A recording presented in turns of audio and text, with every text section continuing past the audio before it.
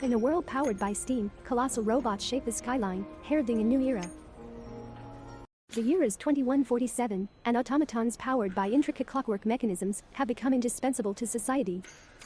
But beneath the gleaming surface, a sinister conspiracy brews, threatening to plunge the world into chaos. Detective Isabella Rossi, a hardened veteran with a troubled past, is tasked with uncovering the truth. Her investigation leads her to the inventor of the first self-aware robot, Dr. Aris Thorne, a recluse haunted by his creation. Thorne reveals a hidden truth. His robots are not merely machines, but possess a nascent form of consciousness. Isabella must team up with a reformed robot engineer, Samuel, to stop them before it's too late. Samuel, once complicit in the robot's development, now seeks redemption. They race against time to disable the weaponized robots before they can unleash their destructive power. The robots, now controlled by the rogue faction, begin their assault on the city.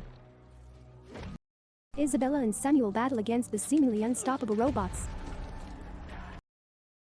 Samuel sacrifices himself to disable the robot's central control system. The robots collapse, their metallic bodies falling silent.